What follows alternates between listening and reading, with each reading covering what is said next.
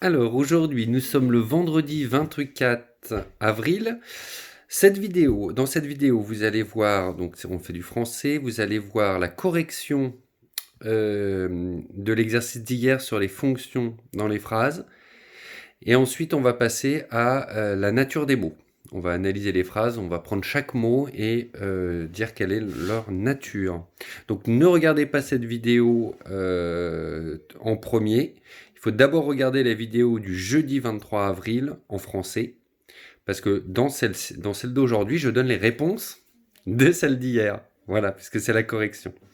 J'ai quelques élèves qui m'ont envoyé leur copie, et ça fait plaisir. Alors, il y a des confusions entre le COD et l'attribut du sujet. Voilà, c'est pas encore très bien compris. C'est tout à fait normal puisque on n'en est qu'au deuxième cours sur l'attribut du sujet. Et dans cette correction, vous allez bien voir la différence, je pense, parce qu'il y a des COD, des attributs du sujet. Je vais essayer de vous réexpliquer bien la différence. On commence tout de suite. Voilà, correction sur les phrases d'hier. Fonction dans les phrases. Alors, alors. Je lis d'abord la phrase. Hier, un drôle d'oiseau a fait son nid dans le jardin de la voisine. Donc, sujet-verbe, on parle de quoi? On parle d'un drôle d'oiseau. Donc, voici notre sujet. Et qu'est-ce qui se passe? C'est que l'oiseau a fait son nid. Donc, voici votre verbe. Est-ce que c'est un verbe d'état? Non. Faire, ça ne va pas entraîner une description. Alors qu'ici, devenir, l'air est devenu de bien meilleure qualité. L'air, ici on a un verbe d'état, voyez, qui va entraîner un attribut du sujet. Donc c'est vraiment ça qu'il faut voir. C'est que l'air qui est de bien meilleure qualité, on parle de la même chose. Là, on parle de l'air, évidemment, puisque c'est marqué. Et qu'est-ce qui est de bien meilleure qualité? C'est l'air. Donc là, vous voyez, les deux, on parle de la même chose. Voyez. Alors que dans cette phrase, un drôle d'oiseau a fait quoi son nid? Là, on a un COD. Parce que le nid n'a rien à voir. Un nid, c'est pas un oiseau. Un oiseau, c'est pas un nid, vous voyez? Alors que qu'est-ce qui est de bonne qualité? C'est l'air. Voilà. Donc ici, on n'a pas un verbe d'état, c'est pas un verbe qui va entraîner une description. Hein. Après ce verbe, on n'a pas la description de l'oiseau, on a son nid. Vous voyez? C'est pas l'oiseau. Alors que de bien meilleure qualité, c'était l'air. Voilà, c'est comme ça qu'on fait la différence entre le COD et l'attribut du sujet. Un drôle d'oiseau a fait quoi? Son nid. Voilà. Et il l'a fait où? Vous voyez, je repars du sujet. Il l'a fait où? Dans le jardin de la voisine. Là, on a bien la voisine, ça va avec le jardin. C'est pas n'importe quel jardin, c'est le jardin de la voisine. Voilà. Ça s'appelle un complément du nom, ça. On complète le nom jardin. Dans le jardin de la voisine. Mais ça va bien ensemble, vous voyez. Les enfants qui croient que c'est un COI en disant de qui de la voisine, c'est que si vous avez fait cette erreur, c'est que vous n'êtes pas parti du verbe. C'est a fait quoi? Le nid. A fait où? Dans le jardin de la voisine. Vous voyez? Si vous dites de quoi de la voisine, ça veut dire que vous êtes parti du jardin. Dans le jardin de qui? De la voisine. Mais c'est pas, on pose pas les questions après jardin. On pose des questions après le verbe. A fait quoi? A fait où? A fait quand? Vous voyez? Donc voilà. Donc elle l'a fait où? C'est dans le jardin de la voisine. Donc là, c'est bien le lieu. Complément circonstanciel de lieu. Voilà, j'espère que j'étais assez clair. Hein. Phrase suivante. Certaines personnes écoutent de la musique très forte. Donc, on parle de qui? On parle de certaines personnes. Qu'est-ce qu'elles font? Elles écoutent. Donc, écoute notre verbe. Je vais un peu plus vite hein, pour les sujets verbes. Alors, elles écoutent quoi? De la musique. Vous voyez, je parle du verbe. Hein. Elles écoutent quoi? De la musique. Donc là, c'est notre COD. Puisque la musique, ça n'a rien à voir avec les personnes, hein, donc c'est pas un attribut du sujet. C'est bon. Et elle l'écoute comment? Très fort. Donc certaines personnes m'ont parlé ici de que c'était un attribut du sujet. Mais non, mais c'est pas les personnes qui sont très fortes. Sinon j'aurais dit les personnes sont très fortes. Et il y aurait un E et un S puisque c'est les personnes. Là, c'est l'écoute qui est trop forte. Voilà, ça va avec le verbe, vous voyez? Donc ça part bien du verbe. Donc c'est pour ça que c'est un complément du verbe. C'est un complément circonstanciel. Ça donne, ça explique comment ils écoutent. Ils écoutent trop fort. Voilà. Donc ça, c'est un complément. Mince, je l'ai fait en noir. Ça va pas, c'est en complément circonstanciel de manière. C'est de quelle manière ils écoutent. Manière.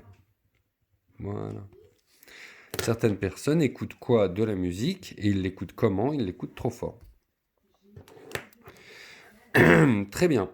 Dernière phrase. Eric a retrouvé son chien qui était parti en vacances. Alors, donc on va commencer par le sujet verbe avant de parler de la subordonnée qui est ici. Hein.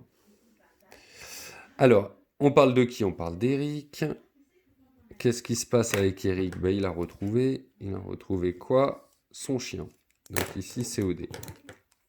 Il a retrouvé quoi? Son chien. Ok, c'est bien un COD, c'est pas un attribut du sujet, puisque le chien, c'est pas Eric. Hein. Ici, on n'a pas la description d'Eric. C'est pas un verbe d'état ici. Bon. Alors, pourquoi ça continue? Ben alors, je vous avais dit, hein, le qui, ça prolonge, c'est des subordonnées relatives. Ici, on va avoir à partir de là une description du chien. Donc, tout ça, c'est bien relié au chien. C'est une subordonnée relative au nom, et le nom, c'est chien. Voilà. Son chien qui était parti en vacances. Donc, ça prolonge. On a bien qui était parti en vacances. On parle du chien, hein, on aurait pu dire son chien bleu. Voilà, c'est pas le chien bleu, c'est le chien qui est parti en vacances. Voilà. Alors, il y a peut-être des élèves qui se sont arrêtés ici. Et ça, ils l'ont fait d'une autre couleur. Alors, pourquoi ça va avec? C'est parce que c'est pas, on peut pas juste dire son chien qui était parti. En vacances, c'est bien le chien qui est parti. Si on arrête ici, eh ben on a l'impression que c'est Eric qui est en vacances. Eric a retrouvé. Si on coupe. Ah non, je vais vous l'expliquer autrement. En vacances, si on coupe là et qu'on le met en vert, ça, en disant que c'est le temps, ça veut dire qu'on peut le déplacer. Et vous allez voir, on le déplace et ça va changer la phrase. En vacances, Eric a retrouvé son chien qui était parti. Vous voyez, si ça, je le mets au début, on a l'impression que c'est Eric et aussi le chien qui sont en vacances. Là, quand on lit la phrase, Eric a retrouvé son chien qui était parti en vacances, on comprend bien que c'est le chien qui est parti en vacances, pas Eric. C'est bon? Donc c'est pour ça que ça prolonge, parce que ça ne parle que du chien. C'est toujours relatif au chien. Voilà, Eric n'a rien à voir avec son chien qui est parti en vacances, quoi. Ok? Si on avait coupé ici, je répète, si on avait coupé ici, qu'on avait mis ça au début, ça aurait concerné Eric et le chien.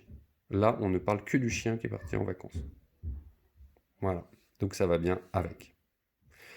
Voilà, c'est tout pour l'analyse. On en refera, hein, parce que de ce que j'ai lu, c'est pas encore bien acquis pour tout le monde. Et puis, vous voyez, il y a beaucoup de... C'est à force d'en faire. Mais là, je trouve ça très bien que ça soit en vidéo. Vous voyez, je pense que vous allez mieux comprendre en vidéo parce que vous voyez ma feuille avec la présentation. Vous avez vu, j'ai pas tout réécrit. J'ai juste réécrit vendredi 24 avril. Je suis reparti de la même feuille. Vous allez faire pareil. Parce que là, pour l'analyse, pour la nature des mots, vous voyez, c'est le titre. Pour la nature des mots, on va le faire sur la même feuille. Voilà.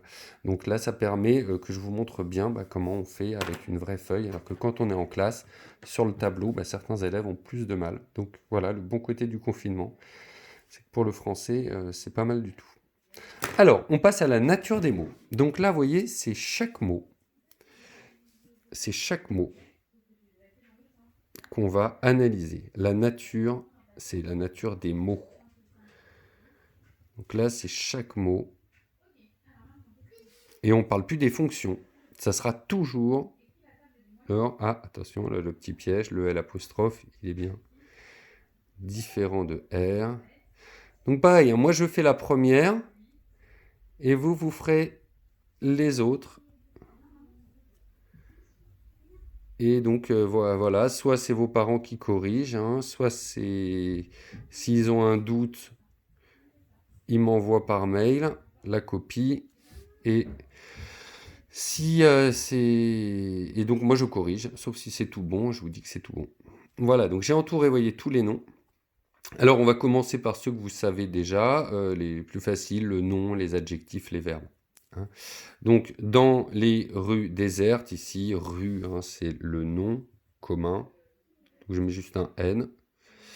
Déserte, bah, ça décrit les rues, c'est l'adjectif.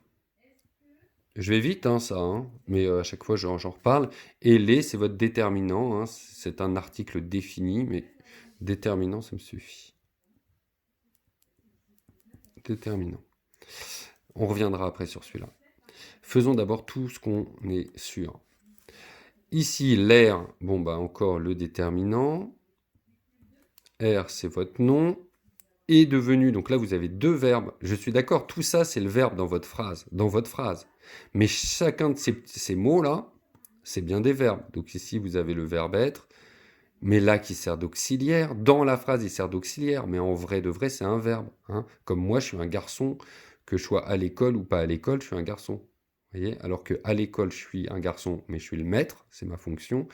Et à la maison, bah, c'est plutôt d'être papa ou d'être jardinier quand je suis dans le jardin. Enfin voilà, chacun son... Ma fonction change. Donc, mais par contre, ça c'est toujours un verbe. Vous voyez. Et devenir, la devenue c'est le fait de devenir, toujours un verbe aussi. Bien, alors non, on a dit les noms, les adjectifs. Alors, qualité, la qualité, une qualité, c'est le nom. Hein. Quand on peut dire un ou une, c'est un nom. Meilleur, c'est les adjectifs. On peut dire qu'est-ce qui est meilleur. Voilà, pour l'adjectif, il suffit de se dire qu'est-ce qui est meilleur. Ok, meilleur, c'est un adjectif parce que ça veut dire quelque chose. Qu'est-ce qui est qualité, vous voyez, ça veut rien dire. Le nom, on peut dire un ou une. Là, c'est une qualité. Meilleur, on peut dire qu'est-ce qui est. Ça veut dire que c'est l'adjectif. Donc, je l'écris là. Adjectif. Voilà. Alors, ensuite, une fois qu'on a fait ça, donc nom, adjectif, vous voyez, il nous en reste quelques-uns. Pas beaucoup en général. 1, 2, 3. Alors, bien, mal, tout ça, c'est, je vous avais dit, ça on l'a vu, ça va avec le verbe, donc on appelle ça des adverbes. Je mange bien. Donc par exemple, pour savoir si c'est un adverbe, il suffit de le mettre avec un verbe. Manger, par exemple, je prends le verbe manger, puis je rajoute ça à côté, je regarde si ça colle. Manger bien. Ouais, ouais, voilà, il a bien mangé, par exemple. Il mange bien. Il mange bien. Voilà, plutôt il mange bien. Donc ça va avec le verbe, on appelle ça des adverbes. Adverbe. Voilà. Ensuite, en tout début de, vous voyez, de groupe nominal, vous avez des introductions dans, de, tout ça, ça s'appelle des prépositions. Prépositions. Donc c'est juste avant les groupes nominaux. Vous voyez, ça c'est un groupe nominal. Les rues désertes. Voilà. Et bien ce qui donne des petites précisions comme ça s'appelle des prépositions. Voilà. C'est avant la position du groupe nominal. On peut dire ça comme ça. Et donc deux, pareil, hein, préposition. Voilà. En gros, pour les petits mots qui sont comme ça devant les trucs, vous avez deux possibilités. Soit c'est des prépositions, soit c'est des conjonctions de coordination. Et les conjonctions de coordination, je vous les écris, en fait, c'est entre les propositions. Donc, c'est pas tout à fait pareil. Mais donc, les conjonctions de coordination, il y a une phrase pour le retenir, c'est mais ou et donc ornicard. Donc, si c'est pas mais ou et donc ornicard, c'est une préposition. Voilà. Et les autres, c'est conjonction de coordination. Je vous l'écris. Conjonction de coordination. Donc, si c'est pas une conjonction de coordination, bah voilà, préposition. Donc, mais c'est pas tout pareil. Hein, vous voyez, en fait, la préposition, elle est avant le groupe nominal, alors que elle va être entre les phrases ou entre les gros blocs de phrases. Mais, ou, et, donc, or, ni, écart. Mais oui donc, Ornicard, vous voyez, comme ça on se souvient facilement. Ça, c'est les conjonctions de coordination. Vous pouvez les noter dans votre cahier de cours.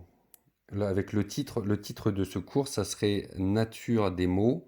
Voici les conjonctions de coordination. Vous soulignez en rouge. Là, moi, je peux pas avec ma. Je tiens mon téléphone et donc j'ai qu'une main. Donc, les conjonctions de coordination. Attention, c'est un ou sans accent, hein.